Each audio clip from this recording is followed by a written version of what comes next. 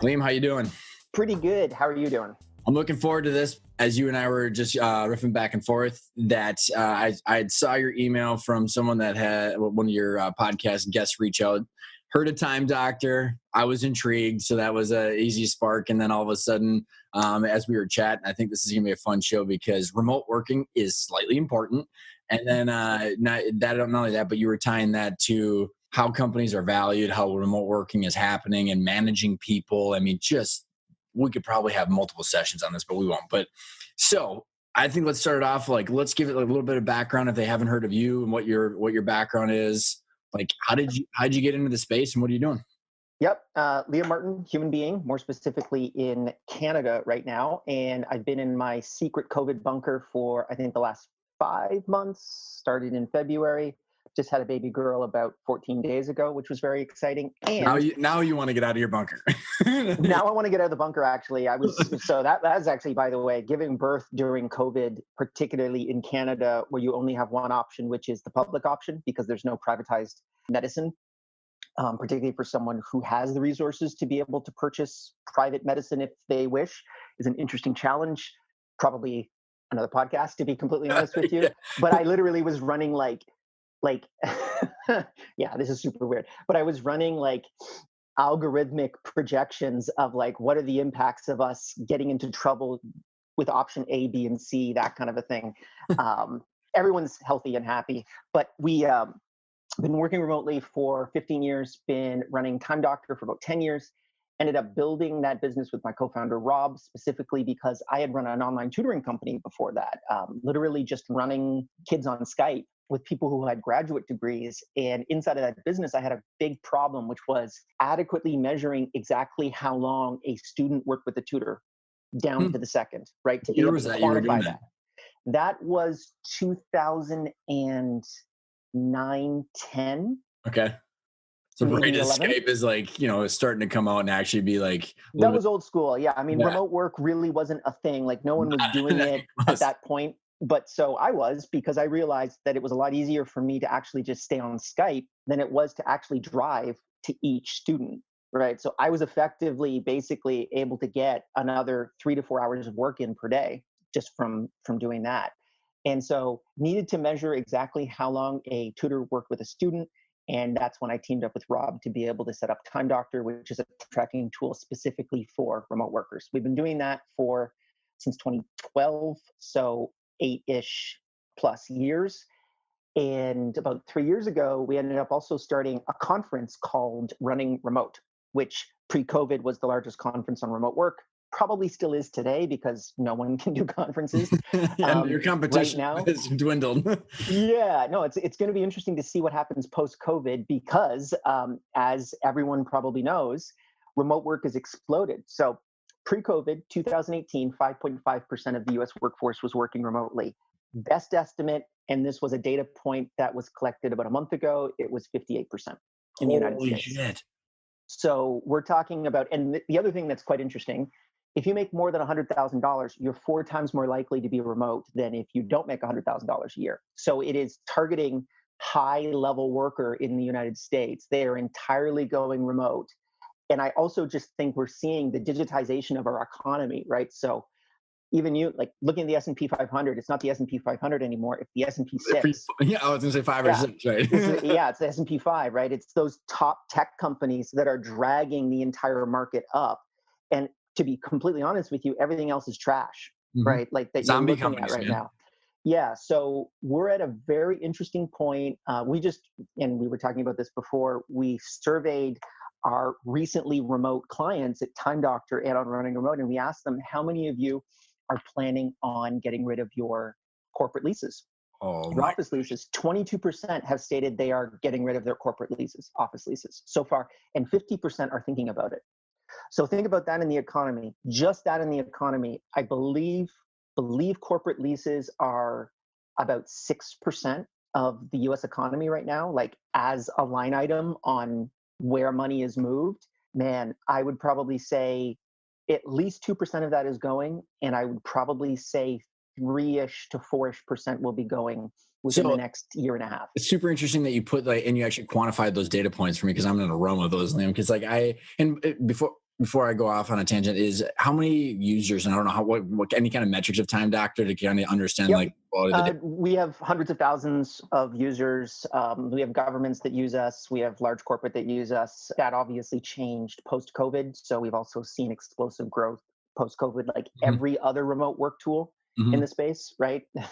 Zoom is worth more than the entire airline industry. Just to put it into context, Yeah. Zoom, right, is a more valuable company than American Airlines, United, and Delta, I can't remember the third Southwest. one combined, right? So think about that. That's like people think, I just don't know why people aren't screaming off the top of the rooftop saying, like, this is a complete restructuring of our economy. We've, in essence, accelerated the digitization of the economy by about 5 years I don't doubt that in a month. whatsoever. I mean, what was it? Zoom was having 10 million daily users, and they blew up to 200 million daily users. Yeah. I mean, We, we and had with our Asian node go down for 45 minutes because a government decided to deploy without telling us. So they literally just deployed on our system, and no one, you usually have a salesperson that would go through that process, but because they were just saying, well, we need this solution and it looks like the credit card works, they processed it, and we went down for 45 minutes. And the first month and a half, it was all about stability. So we actually just kind of made a decision to say, anyone who's a paying customer, we're now putting them into our top tier server, and then everyone else that's trialing, if yeah, you get just data, like if you can use the trial, you can. But at one point, it was taking like 3-4 minutes to process a report, which was and I know that Zoom was going through exactly the same problem. Now well, I it's remember. calmed down, but it was nuts. Well, I think it's like, well, I mean, honestly, because there's so many different ways we could go with this. Maybe I'll just kind of set the stage, and we can pick and choose as we go back and forth. But like, Sure. go back to corporate real estate, or I'm sorry, commercial real estate, and then actually the working environment. Because I think then you and I were talking before we hit record of how that impacts operational costs and then values of company. And then, but I think also you've got some insights with your users in your industry of like how to manage and hire and like actually manage and keep culture in the remote Mhm. working. But I also Well, so you know what? Remote work, when you look at it, your office costs is the second largest line item for any company. besides payroll, right? I mean, it's just Yeah, it's payroll, and then it's your office. So in essence, what's happened, and it's about 30% of your P&L on average for, let's say, a tech company, as mhm. an example. That that cost for remote first companies, because before this whole COVID thing happened, we were the internet nerds that were running, Time Doctor and running remote, and we really loved remote teams. So there's a terminology called remote first companies, which is us. So we operate in 37 different countries all over the world. We don't have an office. There were companies, and there are companies like ours that were growing at a much faster clip. And I can give you a couple examples. GitLab is a big one. Envision is another really big one. I think they were the fastest unicorn in tech history, 0 to $1 billion valuation in 3.5 years. And they're all remote. And specifically, they were remote because they recognized that they wouldn't have that 30% drag on them, right? So what if you could take 30 cents on every dollar and reinvest back into, I mean, ROAS?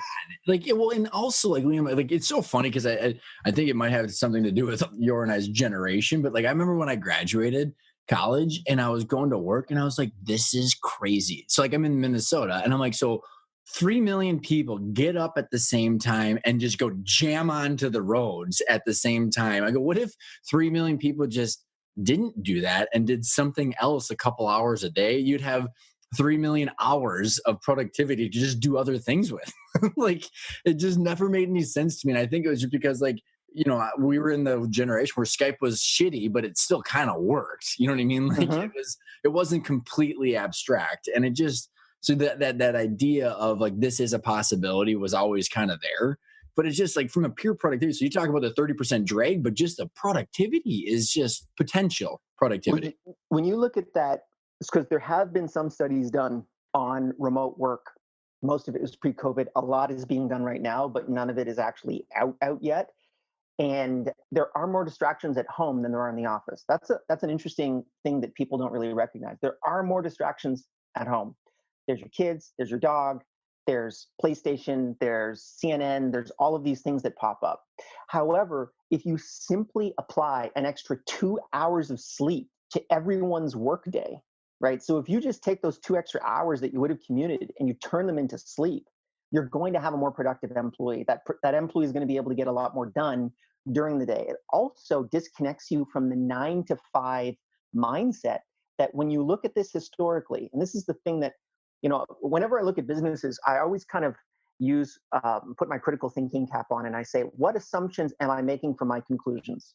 Mm-hmm. So what assumptions am I making for my conclusions? One of the biggest assumptions that we've had the last 200 years, that this 9 to 5 thing is the ideal way to work, when it's not, because we have the largest second by second work database on the planet. And we've discovered that people work very, very differently. A developer, as an example, generally is got almost exactly the same footprint as a creative writer. So they might actually get into a flow state and they might work for 18 hours and then they might not work for 2 days. Mm-hmm. But that's a more productive person. That person has more net new lines of code that work than someone that's doing the average 9 to 5, in which they're just not inspired because they're not in that flow, Mm-hmm. right? So this is the thing that we try to break down, at least when we, work with clients, is to say, forget about all of these assumptions that you have with regards to work, because they don't apply to the current model. And when you're thinking about digital workers, fundamentally, that digital worker, you want them to optimize for themselves, not for the organization that they fit inside of. And at least a Time Doctor and Running Remote, that's what we do, is we basically say, we don't care when you work. All we care is that you work. And then we try to look at what your inputs versus outputs are. I literally look at like dollars per hour. So what's the productivity dollars per hour? You get in, because I think there's a couple things going back to your assumptions, Liam, that we have to, or in some of the facts that we have to like almost rebuild and reconstruct, because there's dollars per hour, but then there's also outputs, right? So if it's KPIs, so if you have someone that's not billing, you still need to track their time to say, okay, what is their output, their KPIs? So it's about like, if you a new situation one is that people work differently, like right? Like developers versus, here's a perfect example of that. Literally on Friday, my kids got hand foot mouth disease, went through the daycare, and I'm like, really? So not only it wasn't COVID, it was just literally just some random other normal thing that everybody gets. And her and I are both like trying to point to each other, like, you got to deal with it because I got to work, or I don't want to deal with it. And right. So she is in marketing communications and for a large corporate sustainability company, and she has to creatively write and creatively do things. I have some creative activities, some things like we're doing right now, some things that are email. And like, she's like, you could choose to do your emails while managing the kids, because it's like little bursts, right? I have to like have 5-hour chunks to get into the flow, right? So completely different. So going back to your point, you can have, okay, new situation one is that's truly a fact.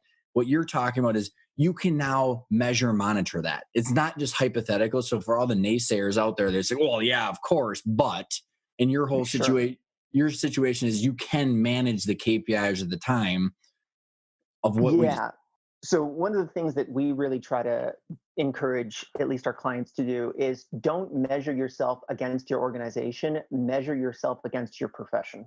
So we have such a large database that, like, let's say you were a Angular 8 developer. Well, we could connect you. We could say, out of the 432 Angular developers that are currently on our system, here's what their average day looks like, and here's what your day looks like. And these are the interesting things that we're seeing that maybe is not necessarily productive or unproductive, but those are insights that you can gain into your work to be able to become more productive or less productive, to be completely honest with you. Once you actually apply a direction to it, so that's what we do with like CRMs as an example. Yeah. So we could have your HubSpot and your Salesforce integrated, and we could say, okay, well, it looks like the most successful sales reps across not just your company, but the entire industry of all sales reps across the system seem to have these things in common. These are really good green flag indicators of a successful salesperson. One of them, ironically, is spending less time on the computer and more time on the phone. That's a very clear, the more time you can spend on your phone and the less time you spend on your CRM, the more money you make. which is really interesting when you analyze it. But then you could say, okay, well, it looks like you're spending 3 hours more on average on your CRM than the most successful salesperson. Maybe Get an you should assistant. change that, Get right? an You could assistant. Yeah. get an assistant, figure out what's the solution to that particular problem that you might theoretically have. That's a very different mindset from what has historically been done, which is let's put everyone in at a 9 to 5 because that's what we believe is the most productive time to work. When you go to other countries, the 9 to 5 is not the most productive way to work. Go to Italy. It's a very different game in terms of the way that they work. Go to Japan as an example. GDP per capita in Japan is about a third of what it is in the United States, but yet they work twice the amount of hours on average, which is nuts Hmm. because they have a philosophy of being in the office. The person that's in the office the longest is perceived to be the best employee, when in reality, actually, when we look at the data, we see that the exact opposite is true.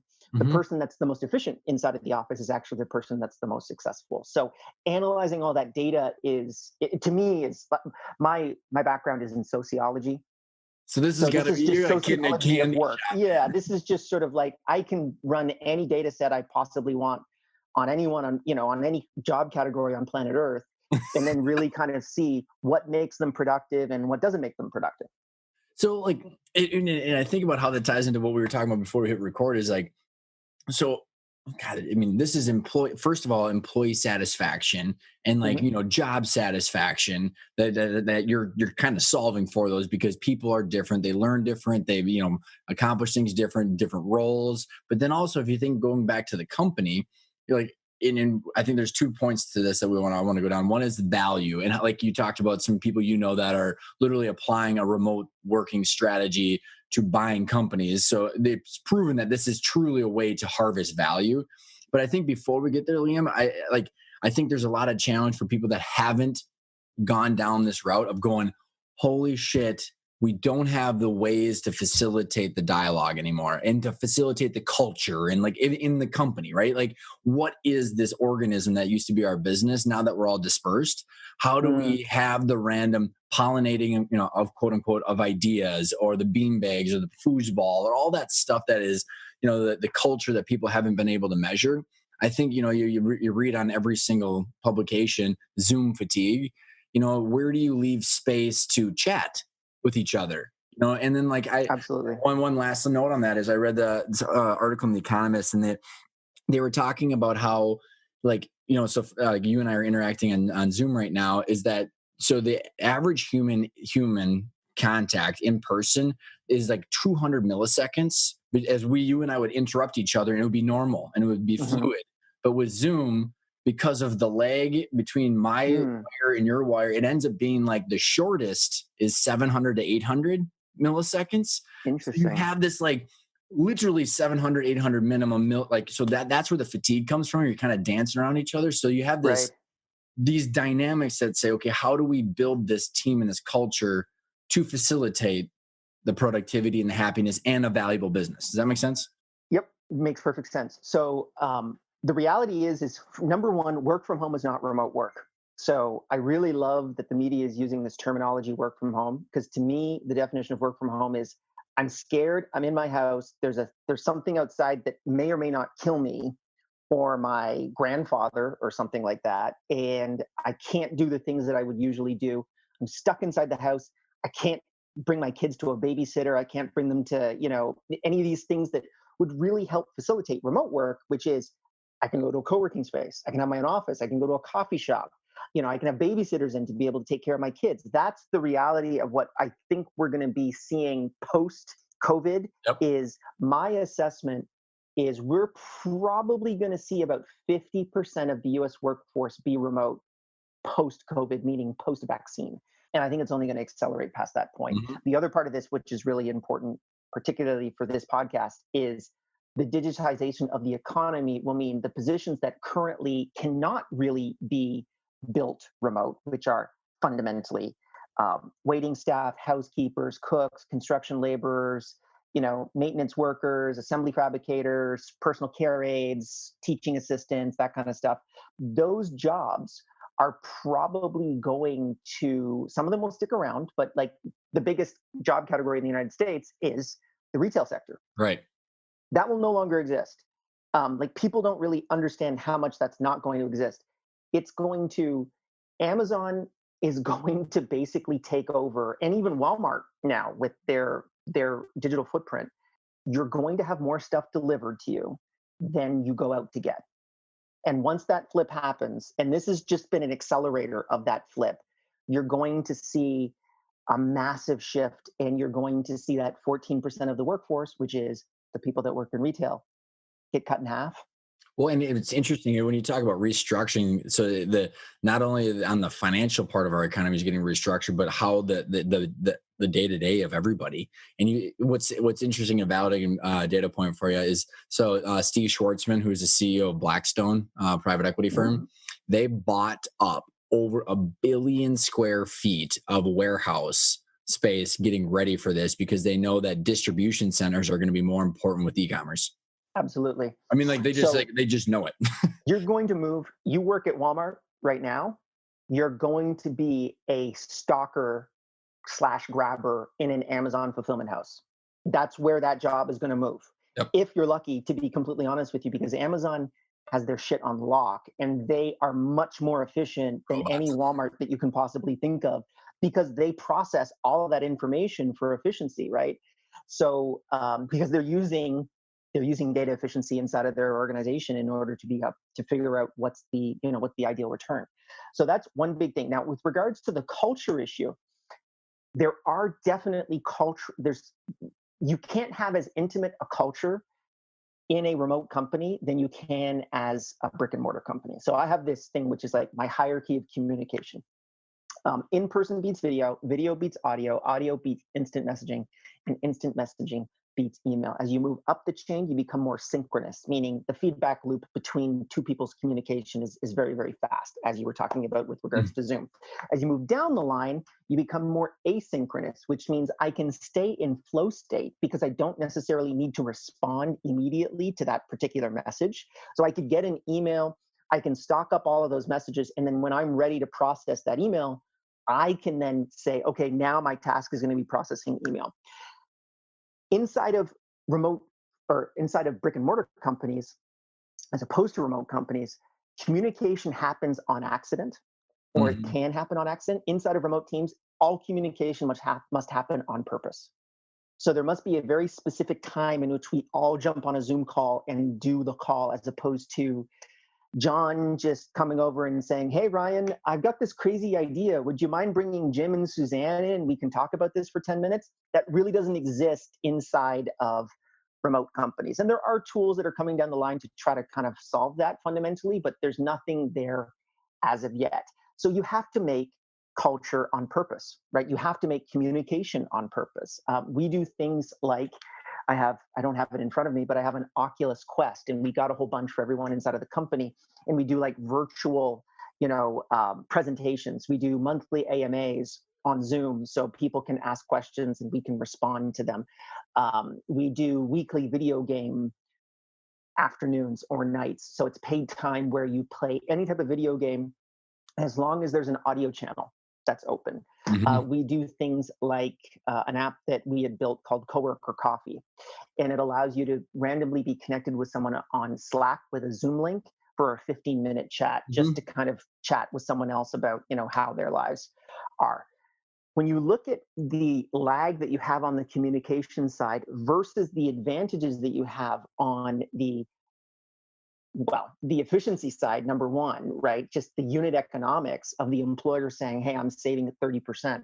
But more importantly, the EMPS, the Employment Net Promoter Score. Oh my gosh. Consistently, remote work is the single biggest thing that millennials ask for to be able to improve their personal well-being in work. There was a recent survey out of the Buffer State of Remote Work report that stated that you would have to pay a remote worker $20,000 more to get them back inside of an office, which is a pretty crazy metric when you think about it, because they gain so much more free time. So, we're seeing Twitter, we're seeing Shopify, we're seeing Facebook, we're seeing Google, all go remote to various degrees, I think we're going to see a huge amount of these tech workers that are never going to go back to an office. Well, and One like, of my other when theories you that I figure have. it out, Liam, like, it's just like, and honestly, just me, because I like, a productivity junkie, and like same thing with human behavior in my mind, because I'm an ADD guy, and so like I've tried to build my parameters to avoid that, to facilitate my state of flow, and like, so, but like prior to COVID, I was still traveling all over the place, and so like I've had my same workout routine for 15 years. Then I had kids, and I'm like, what do I do with this new variable? Like, Right. and then I remember my wife, I was like walking out with the gym bag one morning, because I was 4:45 in the morning routine for 15 years. And she looked at me and she goes, yeah, right. Sit back down. And I was just like, you're probably right. And so then I'm like, what do I do with my routine? But like, to jam this, and it was like less sleep, more travel, get to the gym, travel all over the place. But now it's like getting things done. Like, I can do that in the middle of the day from my basement, because I bought this, I canceled my gym membership. I mean, literally restructured everything that was hard, but the routine gets restructured, but you're more intentional to say, okay, here's when I'm going to do these things. And like, the happiness goes through the roof. And instead of trying to do things that don't work. And like, I think about, the 9-to-5 crap, Henry Ford just exacerbated it with the assembly line. And then the labor unions, they got rid of the weekends, thank God. But like, the 9-to-5 has been around forever, and it was never like, that just shows you the power of habit, where like you had an entire country doing the same things without recognizing that there's other ways to do things. So internally for us, we say, you owe us 26 hours a week. We don't care how you deploy them.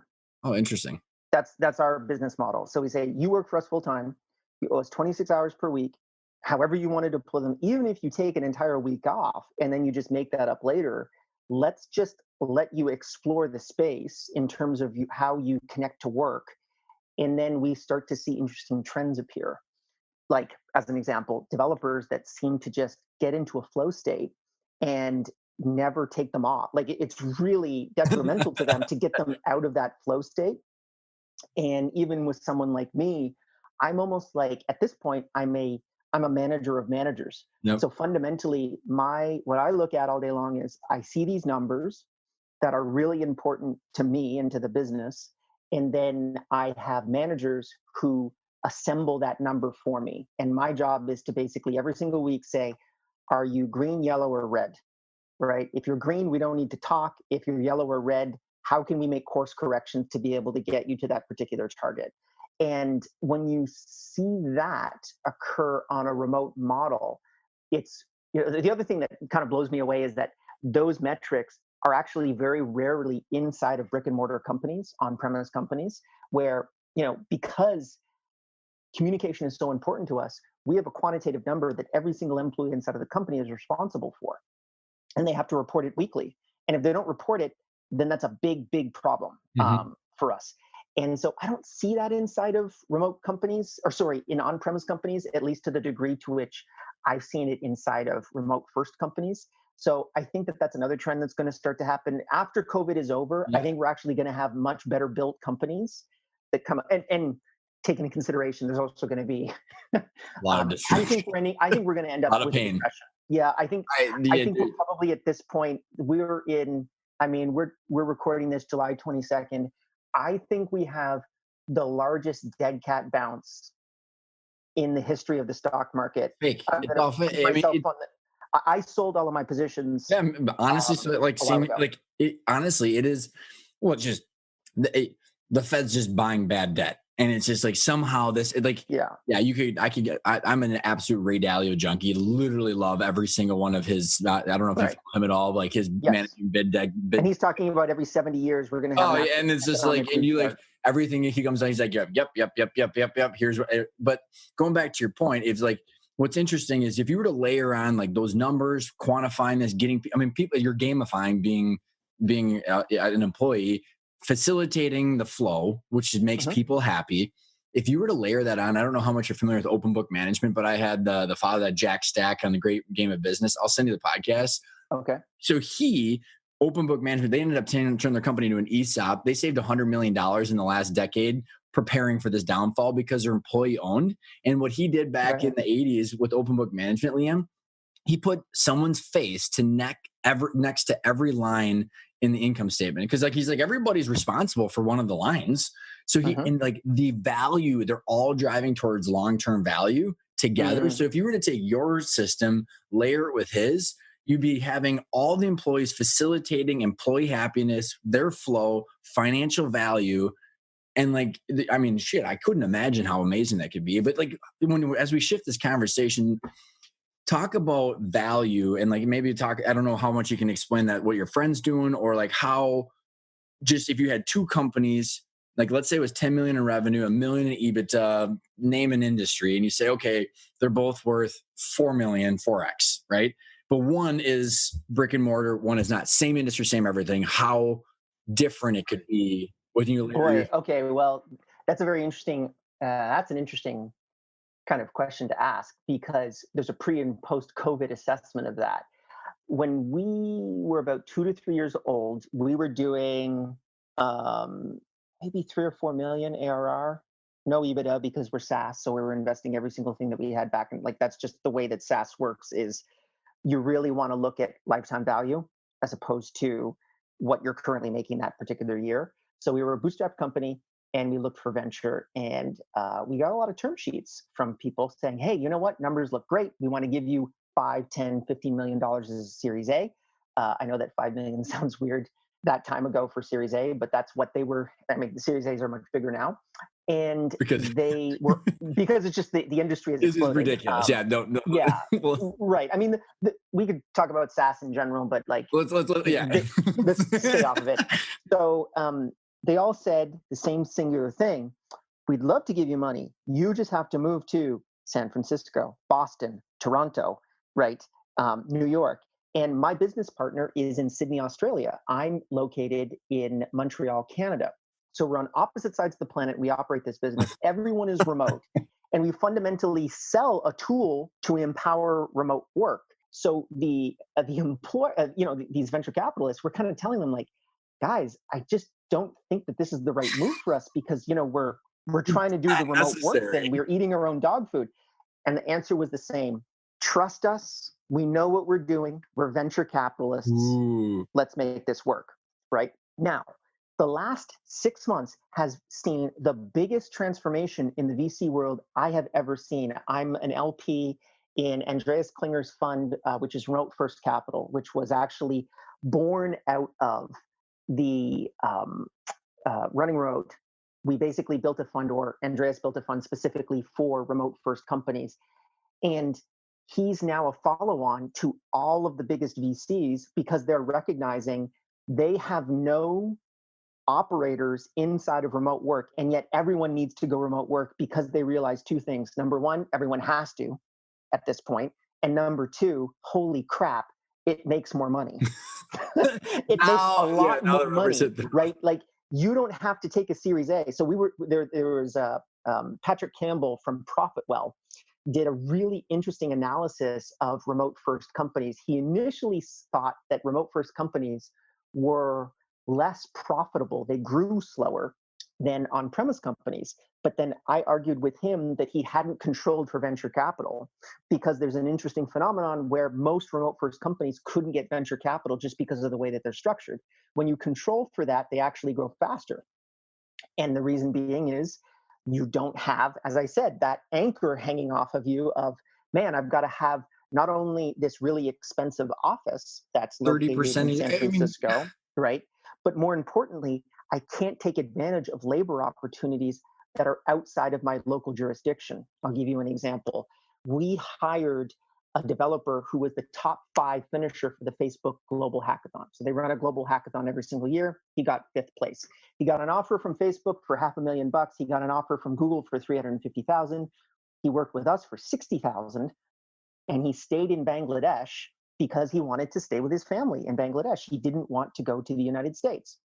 This is something that now all of those tech companies in San Francisco are free to do it. Yeah. So the actual strategic advantage that I've been taking advantage of, and we can get into my friend Andy, who just buys up companies and makes them remote, and just that's his entire business model. We've all been taking advantage of this particular model because we've recognized once you get over the hump of actually managing remote effectively, it's like printing money.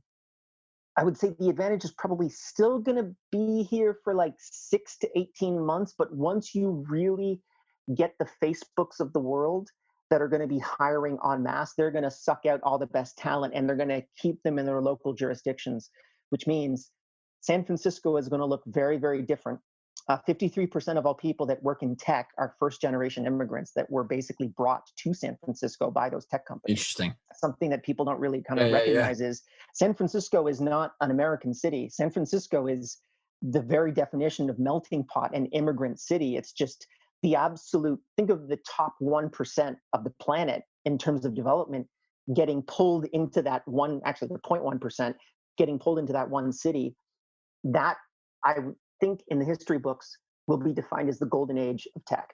Because there will never be a bigger concentration of talent in one place. Well, and like that makes, honestly, that's let's go down a whole different rabbit hole, but like that makes the bigger tech companies even more dangerous for sucking talent across all countries. I mean, like, because like they're now, it's cheaper, more effective, and they exactly. Like, it's a challenge. And the age of the $400,000 developer, I think, is over. The new age of the $35,000 developer in Kiev now making $100,000 is the new normal. Mm-hmm. And that's going to be really good for Kiev.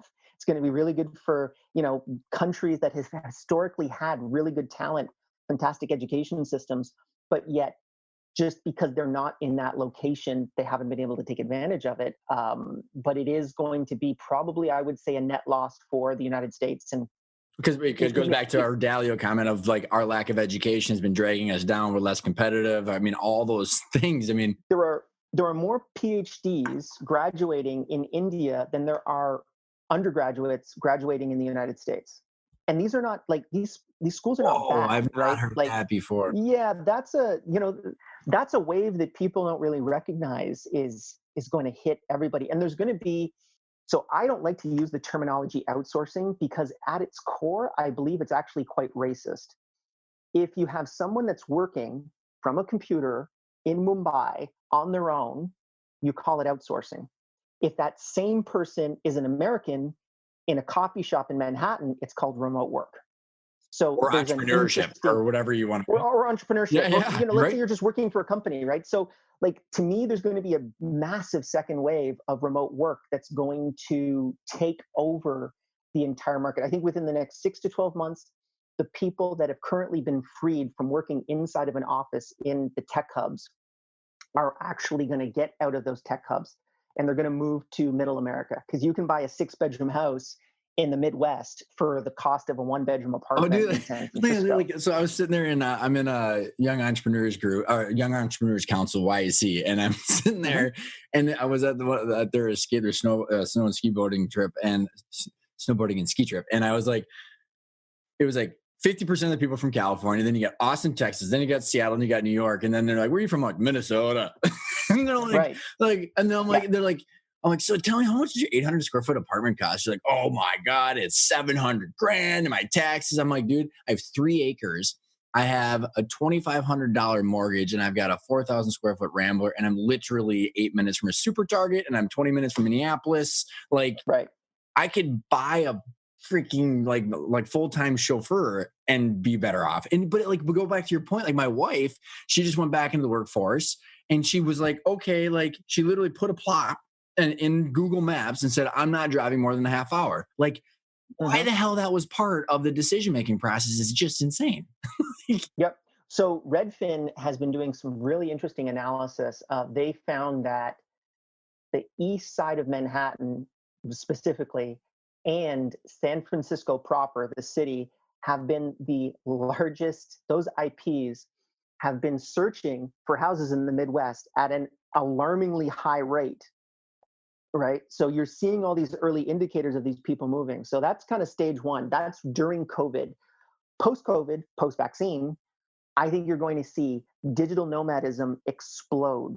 And for those that don't know, digital nomadism is basically people that can work from their computers that generally have good passports, US passports, Canadian passports, they can travel the world, and they'll work from their laptops. Why would I want to work in San Francisco or even the Midwest when I can work in Bali or I can work in Chiang Mai and I can have full-time cook and a 6-bedroom villa with an amazing pool. This is going to be the next kind of stage that's going to happen after that, post-COVID.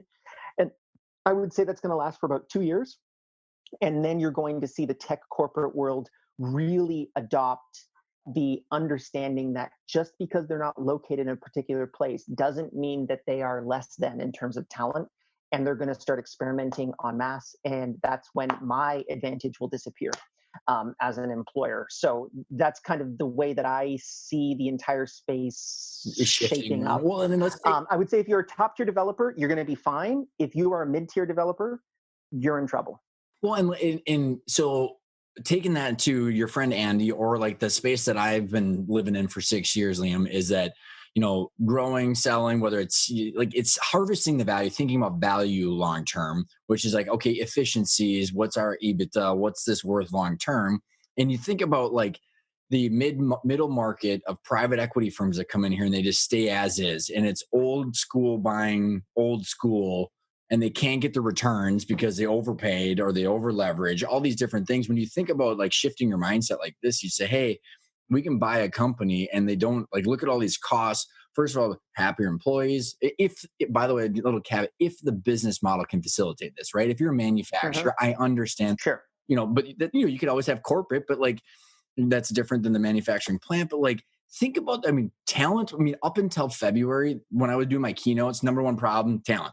Can't find talent, can't find talent. But like, not only that, but like, how do you grow value? How do you do all these things? Like the whole landscape of growing value long-term is way different because of talent acquisition, because your cost structure. Maybe that ties into like what your friend Andy's doing. I don't know if you want to kind of explain how. I can explain that. It hasn't been a problem for us because we understood, and maybe I'm a little biased here, but we already have a brand that is recognized in the remote workspace. So when we put up a posting, we don't even start filtering till we're at 500 CVs. Oh my gosh. Right. So and we'll get those in a day and a half. It's just the talent is definitely there, but you have to find it. Right. So one of my biggest rules for remote work is hire people that actually want to work remotely. And that means hiring in places that are like for remote work. Remotive is another one that's really good. Just as a general job board, Remote OK, we work remotely. Flex Jobs is another one. If you want to pay a lot more, TopTal. If you want to get a small project done, Upwork is another one that's really good too. But fundamentally, there is a thesis to me, it blows me away that no one has a thesis built into their investment mindset.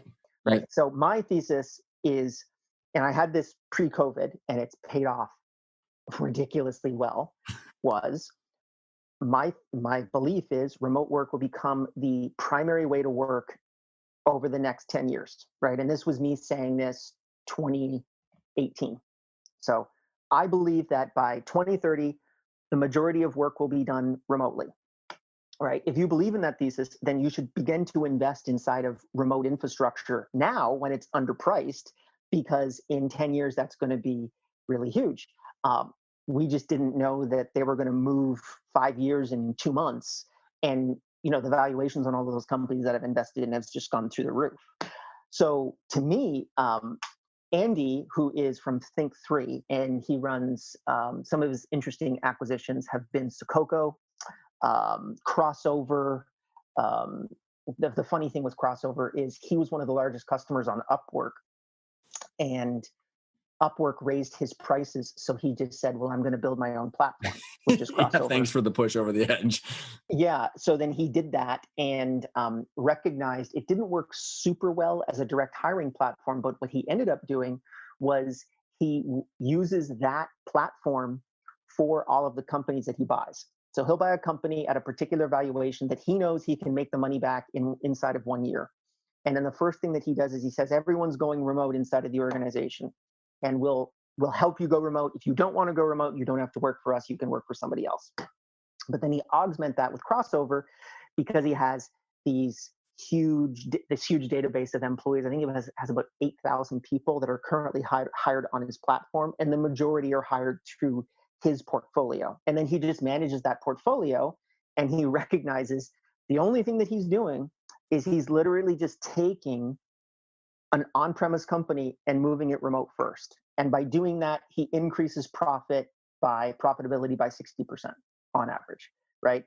That's a model that I can get behind. Again, his model will cease to be an advantage once the Facebooks and the Googles At that get point, you're into worth this a entire shitload of thing. money. And So right, there's going to be a lot of competition for that talent. But fundamentally, you just sort of see that as, I mean, he basically took what we were doing individually with our individual companies, and he thought about that as an entire business model for M&A, which I think is genius. And anyone else that's investing right now, like, invest on a thesis, for crying out loud. It just blows me away how many people would just be like, oh, well, yeah, I'm buying tech.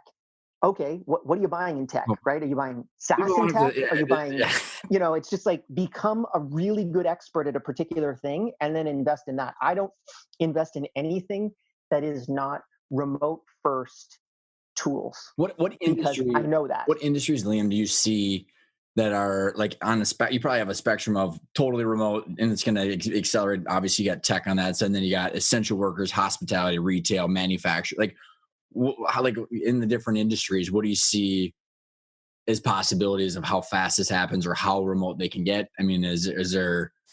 Well, I'll tell you right now. I mean, like, accounting even 5 years ago was probably 50% remote. There's a interesting article that came out of MIT Technology Review. They're now saying 98.7% of all accounting is remote. Right? It's just like, like, think about accountants and attorneys who literally bill by the hour. Like, right? Why are you in the car and sitting in traffic? Like, yeah, I mean, like, when you look at that model, even inside of that, anyone that was very smart that's listening to this right now, you might want to build a project management system specifically for accountants that are remote, right? Like, think about like, that's a niche that's probably 100 million ARR type of space right now that you could get into, that's small enough to build a really cool company. But there's going to be all of these sort of, you're like, right now, payroll for remote work doesn't really exist. The biggest company in the industry right now is a company called remote.com. They just raised, I think, 15 million like last month, and they are going to become the workday for remote work, which is a very interesting problem that no one really thinks about. Large corporations, one of their biggest barriers towards remote work is if someone ends up becoming a digital nomad, countries are suing the corporation for payroll taxes because they'll spend more than 6 months in that country. And it's an insane concept, right? It's like, I consume no services, right? All I'm doing is I'm bringing my $100,000 salary to this country and I'm investing in your economy.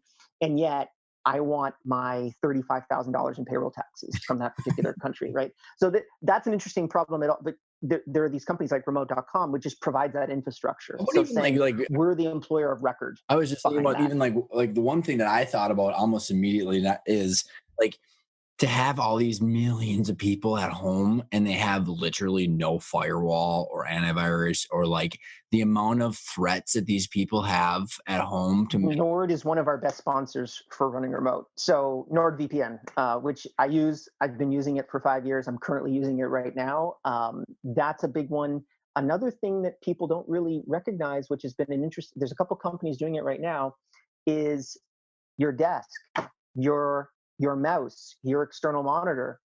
Do you want to be able to buy that $8,000 worth of stuff for that particular worker? Or would you rather, and you've got to basically discount that over the next 5 years, would you rather pay a service that takes a 10% margin and just make sure that all of that stuff ends up in the worker's office, right? There's a ton of companies that are doing that right now. And those companies, especially in the Fortune 500 world, they're just going nuts because they're realizing, well, it's totally worth us to pay that extra 10% margin because we can discount that each year, right? Effectively, right? How about even remodeling homes, Liam? I mean, like, my wife is literally, if you look, she's 2 doors down and she's in our spare bedroom with this shitty desk and like some monitors from the company we sold 6 years ago. And I'm like, this is ridiculous. Like, you're not going back literally anytime soon. You should probably, like, spruce up all this stuff. I think you're probably going to see the cost, I think you're going to see the square footage of homes expand. I know for us, we're looking to do a move right now into a new place in Montreal. And specifically, I'm looking for a separate wing that I can lock down and just say, I'm at work, as opposed to having an office. So that I can just lock it down. I've got a bathroom in there. I've got a little kitchenette. It's in essence a spare office, right? And I think that this is something else that's really going to happen, particularly in the Midwest, where you have that square footage and your cost of square footage is going to be significantly lower. And even more excitedly, doing it in places like Bali, where you can get a 6-bedroom villa for 150 grand with a pool, right? That has fiber that comes to it. So this is something that at least for me, the writing on the wall is pretty clear that we're going to have a massive shift in the way that we accomplish work. I actually, and I'm possibly going to take this back later, but my theory is that I think this has been the biggest shift towards work since the Industrial Revolution, at least in terms of speed. We've never been able to move 5% of workers to 58% of workers in under 90 days to a completely different model that probably the majority of them will never go back to that previous model. Isn't that so? Think about the investments and all, because people are like, oh, commercial real estate is fine. I'm like, wait till leases start coming up. I mean, I think it's going to take 18 months for all this stuff to work its way through the system before we start to see some sort of normalcy. Well, and I can tell you for sure, 22% of people that are recently remote surveyed for us said they have canceled their lease. And just because they've canceled their lease does not necessarily mean that that lease is not still getting paid, because they may have to pay it out for the next 6 to 18 months. The cash flow is still going, but it doesn't mean it hasn't trailed off. You can't get out of that contract, obviously, because no one can get out of those contracts. But fundamentally, that's happening. And if you are in the office lease industry right now, get the hell out before it really starts to hit. Okay, so I know you're short of time here. So a couple questions. One is, if coming from two perspectives for the listeners. One is if you're new to this and you're a business owner and you're because there's paralyzed or I'm excited growth mode. Like for the paralyzed person who's trying to go, okay, I get it, Liam. Like I you don't have to explain it to me anymore. I get it. How do you start to process this? Like how do you get one foot in front of the other to make sure that you're heading the right direction? Back in grad school, my supervisor who used to work for the UN on the refugee board. And he had this golden rule with regards to any type of serious natural disaster, war, all that kind of stuff as applies to immigrants, refugees. The people that move live, the people that stay put die. You need to move. Whatever your business is, I was talking to someone yesterday that books corporate travel. They're down 95%, right? Like they're melted as a company. Stop trying to make corporate travel work. Start figuring out, hey, I have 6 months of cash flow and I have a team. What can I do to be able to move myself into another market that might be a lot more, profitable fundamentally? That's what you've got to do. You've got to move. You've got to adapt. And the beauty of situations like this, whenever you're in such a massive economic correction, the people that make it through these economic corrections almost all the time end up dominating the next 10 years of the economy. So you've got to think about that. It's going to be hard for right now. I understand. I lived through 2008. I had 3 jobs lined up and then they all disappeared before I could get into the workforce. And right around that time, you started Time Doctor, right? So that's it. And that's exactly it. So you've got to really move, and it's going to be really hard the next year, maybe 2 years. But after that, if you can make it through, it's going to be amazing. So last question is, what does the word intentional mean for you? Oof.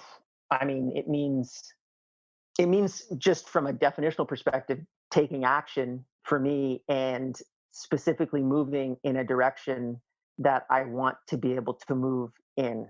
I kind of almost moved from a dictionary definition to my personal definition. It's moving in a direction in which I am trying to change reality. So whenever I think about intentional movement, I think about what is the reality right now?